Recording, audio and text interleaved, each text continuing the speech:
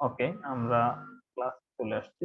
তো আমরা এখন যেটা দেখবো সেটা হচ্ছে আমরা কিভাবে ULLI দিয়ে আমরা একটা মেনু তৈরি করব সেটা দেখব। তো সেজন্য আমরা হচ্ছে আজকে একটা জিনিস শিখবো সেটা হচ্ছে আমরা CSS আমরা কাকে বলে আমরা এটা জানি অলরেডি। CSS টা আমরা অলরেডি এটাও জানি যে CSS হচ্ছে ৩ ধরনের। Inline CSS, internal CSS, external CSS। Inline CSS টা কোথায় ব্যবহার করে সেটাও আমরা জানি। সেটা হচ্ছে HTML ট্যাগের ভিতরে আমরা ইনলাইন করে থাকি। তো আমরা আজকে দেখবো যে ইন্টারনাল কিভাবে আমরা সিএসএস করব, ইন্টারনালি কিভাবে আমরা সিএসএস গুলো করব। তো ইন্টারনাল সিএসএস করার জন্য সেটা আমরা হচ্ছে করে থাকি হচ্ছে আমাদের যে ফ্রন্ট পেজ আছে সেটার হেড ট্যাগের ভিতরে। হেড ট্যাগের ভিতরে আপনাকে কি লিখতে হবে, স্টাইল একটা ট্যাগ আমরা জানি। স্টাইল ট্যাগটা আমরা লিখবো, দেন ক্লোজ করব স্টাইল। ওকে, এই স্টাইল ট্যাগের ভিতরে আমাকে আমাদের কাজগুলো সিএসএস গুলো করব, যেটা যে সিএসএস গুলো আমরা এখানে হেডের ভিতরে স্টাইলের ভিতরে যেগুলো করব সেটাকে বলা হয় ইন্টারনাল সিএসএস। তা আমরা দ্বিতীয় যে সিএসএস টা আছে আমরা সেটাও আজকে দেখে নিব। তো হচ্ছে আমরা এখন যেটা করব আমরা এগুলো কেটে দিই, এই সিএসএস গুলো আমরা এখানে করছিলাম ইনলাইন, আমরা এগুলো কেটে দিচ্ছি। আমরা দেখবো যে কিভাবে আমরা ইন্টারনাল এগুলো সেম এগুলোই ইউজ করব।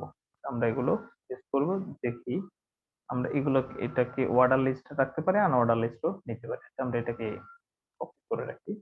আমরা এখানে আমরা ডিভ নিয়ে কাজ করব। আমরা হচ্ছে সবসময় প্রফেশনালি আমরা যেটা করব সেটা হচ্ছে ডিভ নিয়ে দেন আমরা কাজ করব, ডিভ।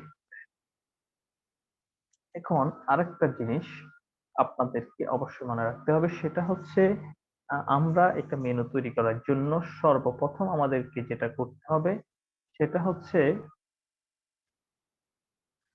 আমাদেরকে মনে রাখতে হবে সিএসএস আমরা যখন করতেছি ইন্টারনাল সিএসএস, সেক্ষেত্রে আমাদেরকে অবশ্যই ইন্টারনাল এবং এক্সটার্নাল দুটোর ক্ষেত্রে আমাদেরকে একটা জিনিস ব্যবহার করতে হবে যে আমরা এটাকে কিভাবে ধরবো। সরাসরি ট্যাগ হিসেবেও ধরতে পারি অথবা আমাদেরকে মেনশন করে দিতে হবে এর প্যারেন্ট নেম। এই নেম গুলোকে মেনশন করার জন্য আমরা ব্যবহার করে থাকবো হচ্ছে আইডি, এর ভিতরে আমরা বলে দিব হচ্ছে মেনু, এটা একটা মেনু। অথবা আমরা এভাবেও লিখতে পারি, তাই এটাকে আমরা কপি করে নিই। অথবা আমরা আইডি ব্যবহার করব, অন্যথায় আমরা ব্যবহার করব হচ্ছে ক্লাস। দুই ভাবে আমরা ব্যবহার করতে পারবো। আইডি দিয়ে ব্যবহার করলে আমাকে সিএসএস করার ক্ষেত্রে এখানে হ্যাশ দিতে হবে, দেন আমাদেরকে আইডির যে নামটা দিছি আমরা সেটা হচ্ছে মেনু, এটাকে ধরতে হবে, দেন আমাদেরকে সেকেন্ড ব্র্যাকেট ক্লোজিং করতে হবে। এটার ভিতরে আমরা হচ্ছে আমাদের সিএসএস গুলো লিখবো। তো সেগুলো কিভাবে কি কি লিখবো, কোনটাকে কিভাবে ধরবো আমরা সেটা একটু পরে আসছি। তো আমরা যদি ক্লাস লিখি, আইডির জন্য আমরা হ্যাশ দিই, ঠিক আছে, দেন মেনু দিই। কিন্তু আমরা যখন ক্লাস ইউজ করব ডিভ এর ভিতরে বা ট্যাগের ভিতরে, HTML এর যে ট্যাগ গুলো থাকবে এগুলোর ভিতরে যখন আমরা ক্লাস ইউজ করব, দেন আমরা কি কি লিখবো এখানে, সিএসএস এ গিয়ে ডট, একটা ডট দিব, দেন আমরা লিখবো মেনু ক্লোজ। এভাবে করে আমাদেরকে ধরে দিতে হবে। দেন আপনি আইডি ইউজ করতে পারেন, ক্লাস ইউজ করতে পারেন, এখন আপনার ইচ্ছা আপনি কি ইউজ করবেন সেটা আপনার খুশি। আমরা আপাতত একটাই রাখি, মেনু। তো আমরা আইডি যেহেতু দিছি তো আমরা এখানে হ্যাশটাই আমরা রাখবো, আমরা এটা মুছে দিই। চলুন আমরা হচ্ছে নেক্সটে চলে যাই। আমরা এটার ভিতরে চলে আসলাম। এখন আমরা এর ভিতরে আমরা একটা অর্ডার লিস্ট আনঅর্ডার লিস্ট আমরা নিব। তো আমরা আপাতত সিম্পল আমরা একটা অর্ডার লিস্ট নিই, সেটা হচ্ছে আমরা ইউএল নিই অথবা এল ওএল নিই, আমরা যাই নিতে পারি, সমস্যা নেই।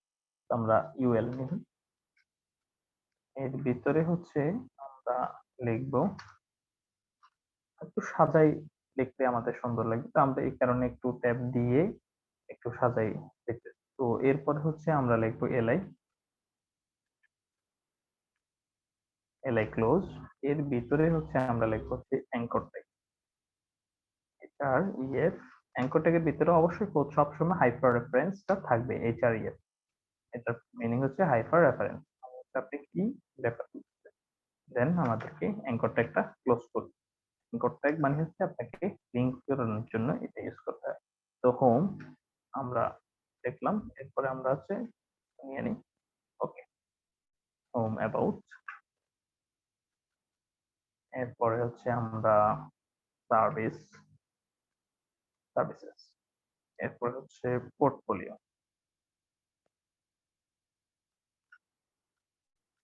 পোর্টফোলিও, দেন হচ্ছে পোর্টফোলিও, দেন ব্লগ,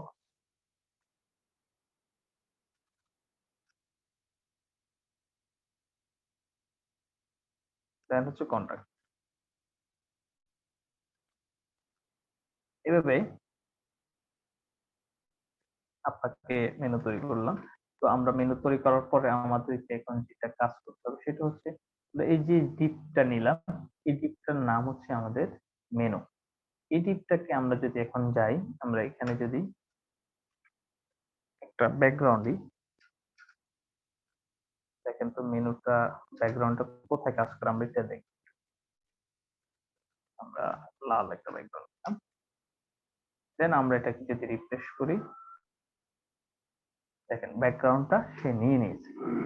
আমরা যখন টোটালি এই ডিবের ভিতরে আমাদের কি আছে, এই সবগুলো ডিবের ভিতরে আছে। তো ডিপটা সম্পর্কে আমরা গত ক্লাসে আলোচনা করছি অলরেডি। ডিপটা সম্পর্কে, ডিপটা হচ্ছে একটা ব্লক ট্যাগ, আমি আবারও বলে রাখছি, ডিপটা হচ্ছে একটা ব্লক ট্যাগ। আপনি এই ব্লক ট্যাগের ভিতরে কি লিখবেন সবগুলো ব্লক করে রাখবেন। দেখেন আমরা যদি ইন্সপেক্ট করে দেখি, সে অলরেডি পুরো এরিয়াটা ব্লক করে রাখছে। দেখেন এই ব্লক করে রাখছে সব। মেনু, ডিপ, মেনু, আমরা ক্লিক করে দেখতে পাচ্ছি ডিবের ভিতরে সবগুলো নিয়ে নিচ্ছে। তো আমরা এখন যেটা করব, আমাদের একটু আগে আমরা দেখছি যে ইউএল এর ভিতরে আমরা কি করছি, লিস্ট স্টাইলটা নান করে দিচ্ছি। এখন আমরা প্যারেন্টকে ধরবো, কারণ আমাদের একটা ওয়েবসাইটের ভিতরে অনেকগুলো ইউএল, এলআই, তারপরে ওএল, এগুলো আমাদের ক্ষেত্রে বিশেষ অনেক জায়গায় আমরা ইউজ করবো। দেন আমরা সরাসরি ইউএল কে আমরা লিখতে পারবো না, যে তোমার ইউএল, এটাকে আমরা লিখতেই পারবো না তখন যে তোমার লিস্ট স্টাইল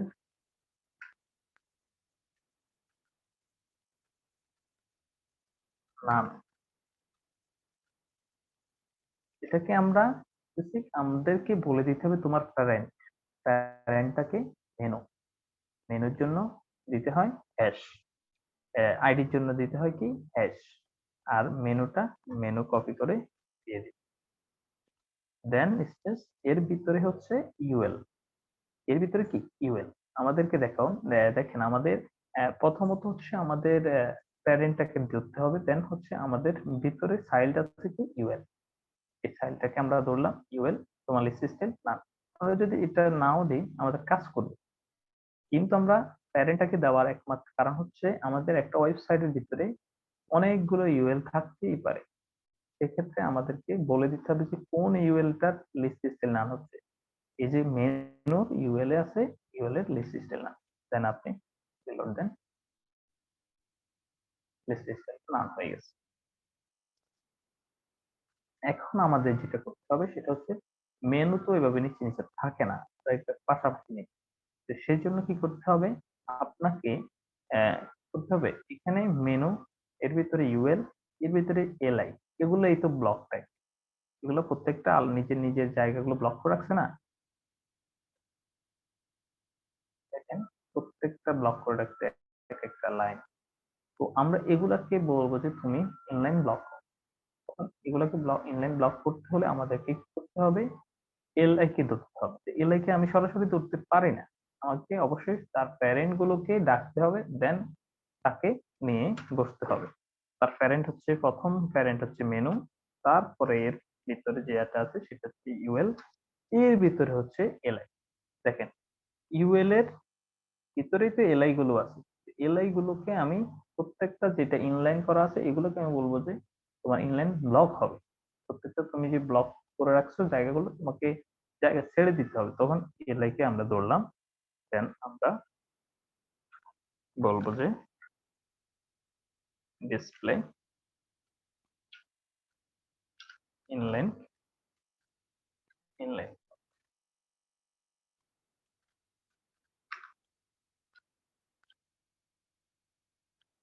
ইনলাইন ব্লক।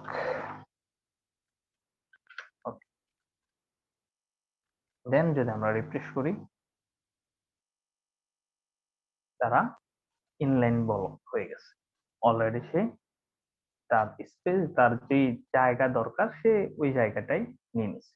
তার লেটার আছে 5টা, সে 5টার জায়গা নেই, তার যার যত সে তত নিতেছে। এইভাবে করে আমরা ইনলাইন করতে পারি। তো ইনলাইন করে নিলাম। এরপরে আমরা যেটা করব, এখানে এখন দেখেন সবগুলো গায়ে গা মিলে আছে, প্রত্যেকটা একটার সাথে একটা মিলে আছে। তো আমরা চাচ্ছি যে এগুলো একটু স্পেস থাকবে।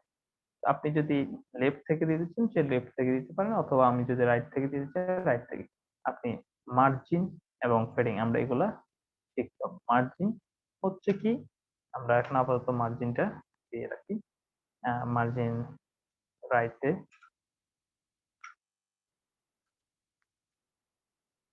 20 পিক্সেল, আমরা রাইট 20 পিক্সেল দিয়ে দিই। দেখেন সরে গেছে সে।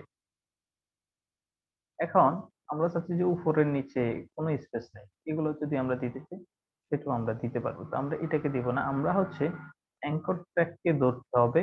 দেন তার ডিফল্ট যে কালারটা ব্লু আছে, আমরা গত বলছিলাম যে ডিফল্ট কালার থাকে যে ব্লু, আমরা ব্লুটাকে আমরা ধরে বলবো যে তোমার ব্লু থাকবে না, তোমার হচ্ছে কালার চেঞ্জ হয়ে যাবে। তখন আমাদেরকে ধরতে হবে কাকে, তার প্যারেন্ট গুলো কল করতে হবে।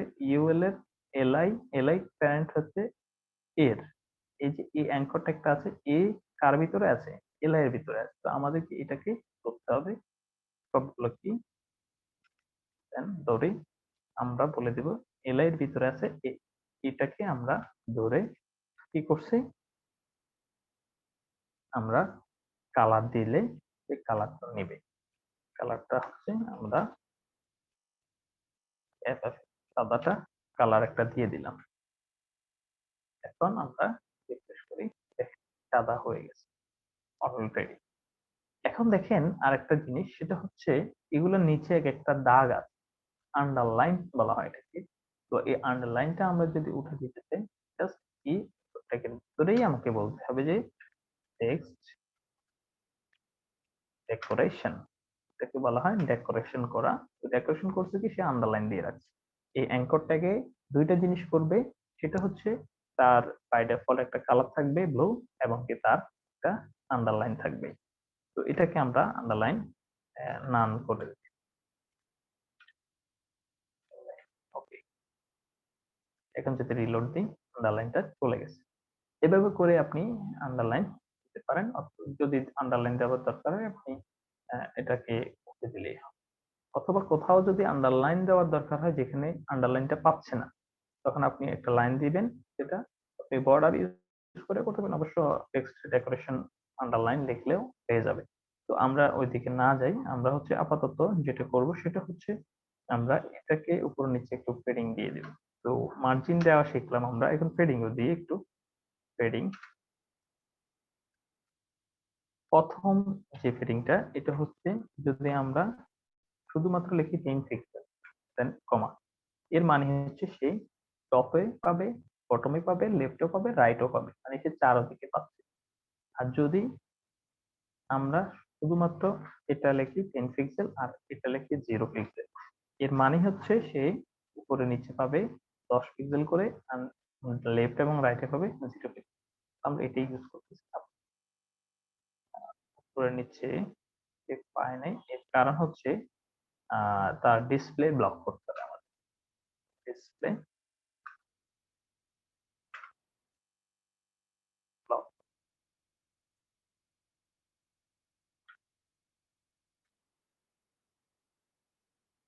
দেন পেজ। কারণ অ্যাঙ্করটা তার নিজের জায়গায় বসে থাকে, সবসময় এটাকে পাওয়াতে হলে আমাদেরকে কিছু না কিছু ইউজ করতে হবে। দেন এখানে আমরা অ্যাঙ্করটাকে বলে দিচ্ছি যে তার ডিসপ্লে ব্লক। এখন আপনি চাচ্ছেন যে এই লেখাগুলো ছোট ছোট দেখা যাচ্ছে, আপনি চাচ্ছেন এটাকে একটু বড় রাখতে। তো এখানে আপনাকে দেন ইউজ করতে হবে যে ফন্ট সাইজ,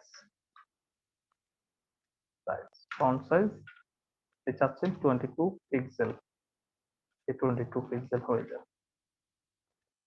ওকে, একটু বড় হয়ে গেছে। তাহলে আমরা আশা করি বুঝতে পারছি কিভাবে একটা সুন্দর মেনু তৈরি করা যায়, আমরা দেখলাম। তো আশা করি আপনারা সবাই বুঝতে পারছেন। কারো যদি কোনো মতামত থাকে জানাতে পারেন, কারো কোনো বুঝতে সমস্যা হচ্ছে কিনা বা কোনো জায়গায় বুঝতে সমস্যা হচ্ছে কিনা এটা জানাতে পারেন। সবাই বুঝছেন?